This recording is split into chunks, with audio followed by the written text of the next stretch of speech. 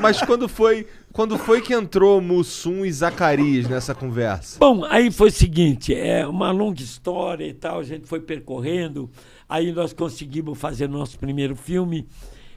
Como era o nome desse primeiro filme? O primeiro filme eu vi há pouco tempo, que foi meu filho que me mostrou, eu não lembrava. Era Pedra do Tesouro. Era uma coprodução com um americano, quem dirigiu foi o Roberto Farias. Eu vi o filme, meu filho trouxe no celular, falou, pai, olha isso aqui. Eu olhei, falei, pô, esses caras aí são muito engraçados, né? Esse cara fazendo pirueta, ele falou, é você e o Renato. Eu falei, quê? Você tá brincando? Rapaz, tava magrinho, cabeludo, o Renato, cabeludão, dando salto por cima de o Renato tinha um cabelão. Também. Né? Eu e ele, né? Era Pedra do Tesouro, um filme que foi feito para a Aliança para o Progresso. Foi feito aqui, era uma junção dos Estados Unidos com o Brasil e tal. A gente tem história, cara. Porra! Você vê aquele filme aí de Brasília, inauguração de Brasília, se você vê aquele filme, aquele povão lá, com a mão assim, era um deles que estava lá, Juscelino. Estava lá no meio deles, entendeu? Maneiro. Aí nós viemos para cá e o meu contrato era mais longo do que o Renato. E nós fizemos errado. Naquela época a gente não tinha muita noção. Ele assinou o contrato dele e assinei o meu. Só que o meu... ele ficou, o meu por exemplo, do Renato acabava hoje, o meu levava 4 meses para acabar. E o Renato acabou e não quis ficar mais na TV. Ele saiu, que era a TV Excelsior. Aí nós tínhamos amizade com o Carlos Alberto. O Carlos Alberto, então, botou o Renato na praça. Ali na praça, era a Praça da Alegria. O Casalbé mesmo, o Carlos Alberto botou ele na praça, trabalhando com o pai dele. Porque quem ficava no banco era o pai dele, Manuel de Nóbrega. Pode crer. Eles ficaram trabalhando e tal. Aí acabou meu contrato, eu fiquei sem ter para onde ir. Aí fui lá falar com o Carlos Alberto. O Carlos Alberto falou, olha, rapaz, tá lotado aí, Dedé, mas eu vou fazer o seguinte, eu estou fazendo quadro com o Renato. Eu vou dizer para o meu pai que eu tenho prova, porque ele estava estudando na época, e o meu pai não quer que eu deixe de estudar, continue estudando. E eu vou dizer para o meu pai que eu tenho prova, não posso faltar, e pedir você para fazer no meu lugar. Olha lá. Aí eu fui lá, fiz o lugar dele, tá, o Renato estava puro da alegria, que o Renato adora estar do meu lado. Eu conheço ele no olhar, eu sei para onde é que a gente vai. Aí fomos lá, tal.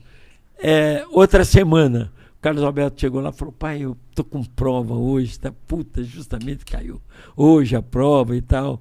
Não, então põe o Dedé, tudo bem e tal. Aí fui eu de novo. Terceira semana, o Carlos Alberto chegou, pai, já sei. Você tem prova e tu quer botar o Dedé. Porra, tu quer botar o Dedé, põe ele logo e acaba com esse assunto. Não vem com essa história de prova mais. O Nóbrega era muito inteligente, né? Ele sacou logo que ele queria me botar. Uhum. E o Carlos Alberto falou, sabe o que é, Dedé? Eu também estou muito acostumado com golias.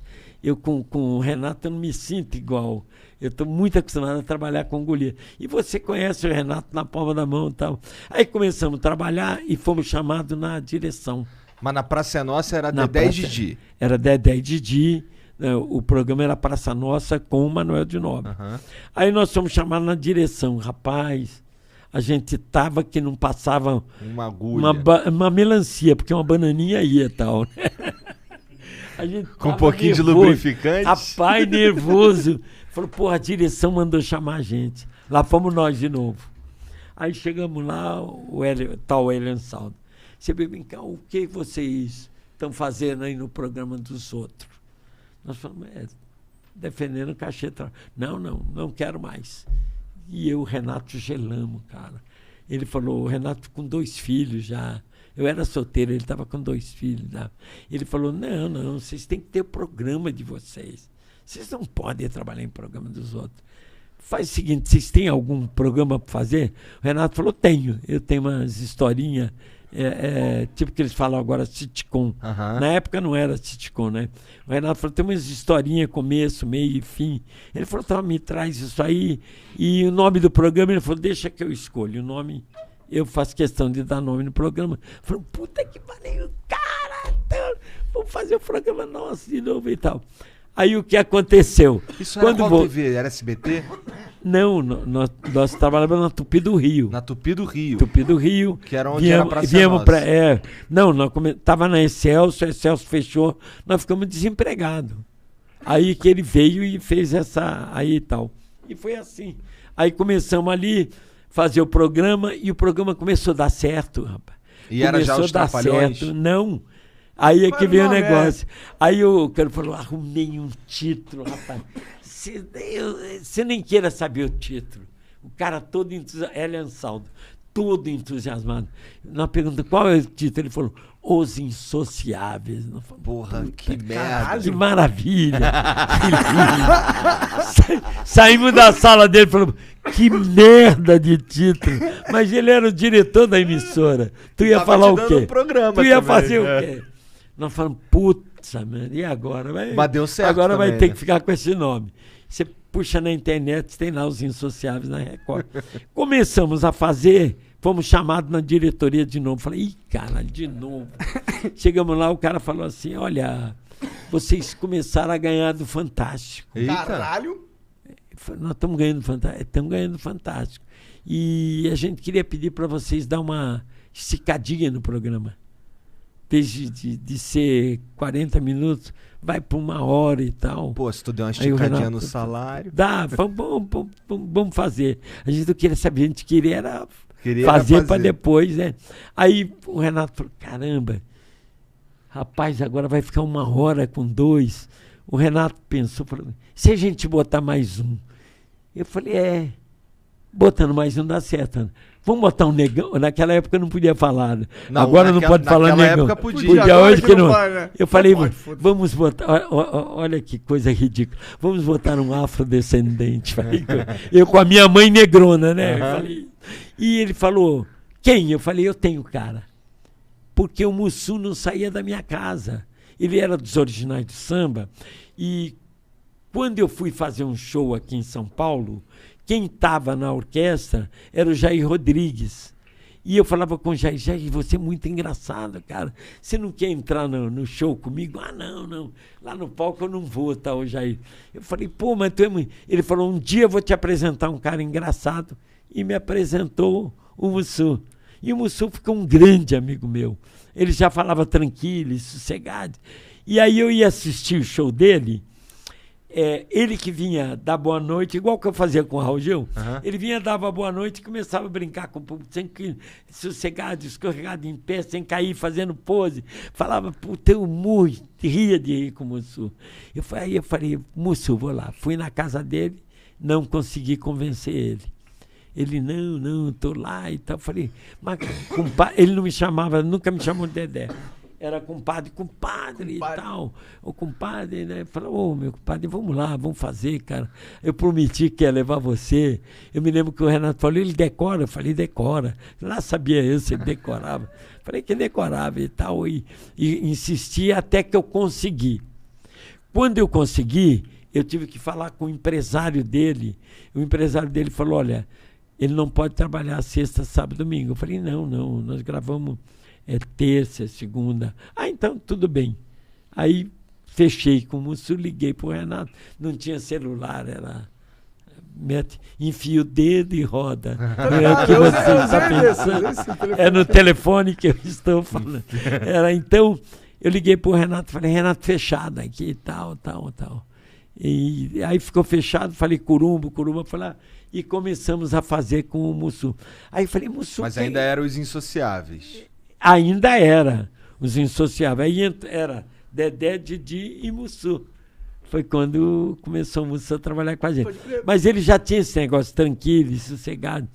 E eu perguntei para ele uma vez, quem te ensinou isso? Ele falou, é que eu fui fazer uma participação uma vez na escolinha, o Grande Otelo me indicou. E eu fui lá, o Grande Otelo falou, tem um neguinho aí engraçado pra caramba, põe ele aí. Aí ele foi lá, ele falou pro Chico Anísio, o que eu falo, Chico? Ele falou, você não precisa falar nada. Põe um S no final das palavras. O Mussum falou, como? Ele falou, fala tranquilo com S. O Mussum falou, tranquilis. Ele falou, é isso. Fala sossegado e põe um S. O Mussum falou, sossegades. Ele falou isso, você só tem que fazer isso. Chico Anísio falou pra ele? O Chico Anísio, que passou isso pra ele. E ele falou pro Chico, Chico, se eu tiver que falar que pena, como é que eu faço? Aí o Chico deu risada e falou, é você mesmo, você é comediante. Foi assim que entrou. Depois de um mês, o Renato me aparece lá com um cara bem vestido de gravata, com uma voz bonita. Falou, Dedé, vai trabalhar com a gente. Eu chamei ele de lado e falei, vai fazer o quê? Falou, comediante. Eu falei, você tá louco, comediante? Cara com uma voz bonita dessa e tal. Ele falou, não, é que ele foi locutor de rádio, ele fez radionovela e tal. Ele falou, não, Dedé, segura aí, deixa aí que você vai ver. Rapaz, quando o cara começou a ensaiar, que fez aquele... Por isso que eu estava dizendo no começo aqui, que ele era um grande ator, rapaz, porque ele não era nada daquele. Quando ele entrou fazendo o Zacarias, sem pintura, sem nada, sem peruca, sem nada, que ele era careca. Ele entrou no ensaio, eu já mijei de dar risada. Agora, chegou na hora de gravar... Era o nome do Zacarias? Não, chegou na hora de gravar, ele me aparece com aquela peruca, com aquele dentinho, com aquela risada. Pô. Eu falei pro Renato, cara, tu acertou na mosca. O Renato falou, não te falei, cara, pode confiar. Caraca. Foi o Renato que botou ele. Entendi.